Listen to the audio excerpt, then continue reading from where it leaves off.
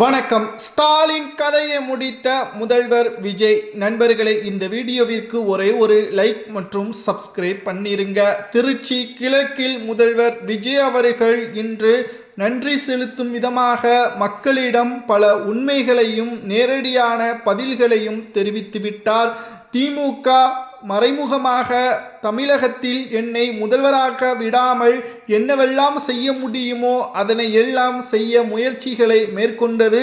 திமுகவின் நோக்கம் தமிழக மக்களுக்கு நல்லது செய்வது என்ற எண்ணம் கிடையாது. அவர்களது சொத்துக்களை பாதுகாப்பதற்கும் மீண்டும் மீண்டும் ஊழல், லஞ்சம் போன்றவைகளை மேற்கொள்வதற்கும் மட்டும்தான் அதிகாரம் அவர்களுக்கு தேவை.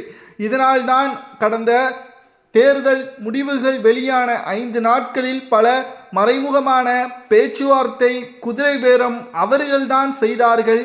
நான் செய்ததாக என்னிடம் ஒட்டுமொத்த குற்றச்சாட்டுகளையும் முன்வைக்கிறார்கள். மக்களுக்கு நன்றாகவே தெரியும். மக்கள் என்னை 2 ஆண்டுகளில் இந்த இடத்திற்கு கொண்டு வந்துள்ளார்கள். நான் எதற்காக குதிரை பேரம் நடத்த வேண்டும் என்பதை திருச்சி கிழக்கில் முதல்வர் விஜய் அவர்கள் பேசியதோடு மட்டுமல்ல, இன்னும் பல முக்கியமான தகவல்களையும் தெரிவித்துள்ளார்.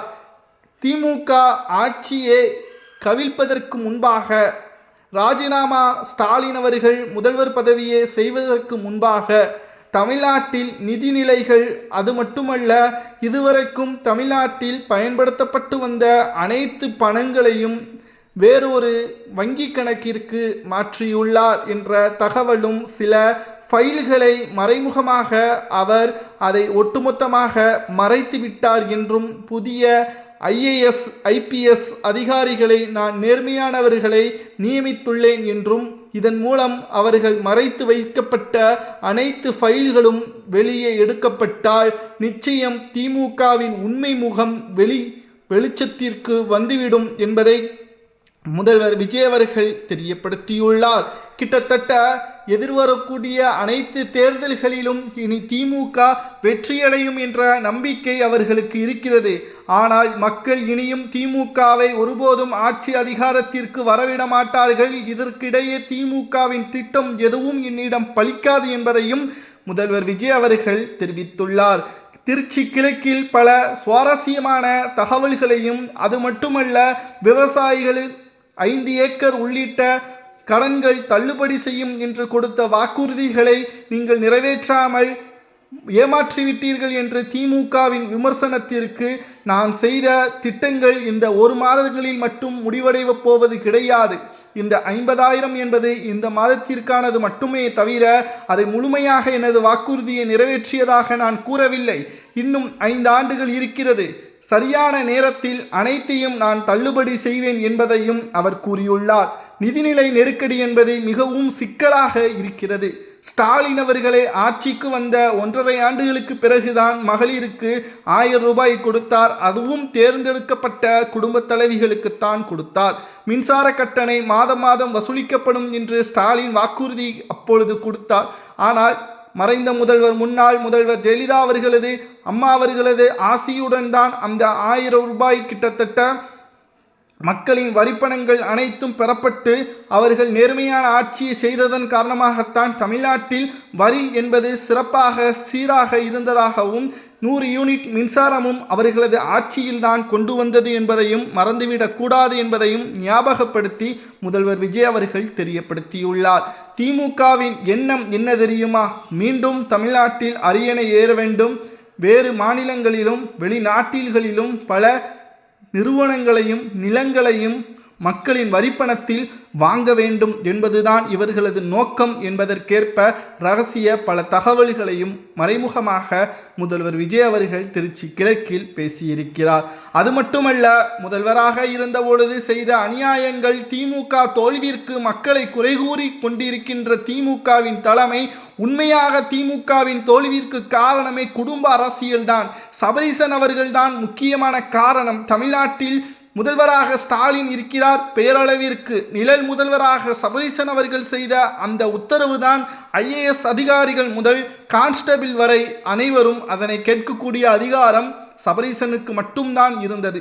நிழலுலக முதல்வராக யார் எங்கு செல்ல வேண்டும், தமிழ்நாட்டில் புதிய நிறுவனங்கள் அமைக்கப்பட வேண்டும் என்றால் 3%, 5% என்று கமிஷன்களை பெற்று திமுக ஆட்சியின் பொழுது இதனால் பயத்திலேயே கர்நாடகாவிற்கும் ஆந்திராவிற்கும் பல்வேறு நிறுவனங்கள் சென்றது. உங்களுக்கு கமிஷனை கொடுத்துதான் எங்களது நிறுவனங்களை தமிழ்நாட்டில் நடத்த வேண்டும் என்பது அவசியமில்லை என்று கூறி பல நிறுவனங்கள் ஆந்திராவிற்கும் கர்நாடகாவிற்கும் சென்றதாகவும் முதல்வர் விஜய் அவர்கள் போட்டுடைத்து விட்டார்.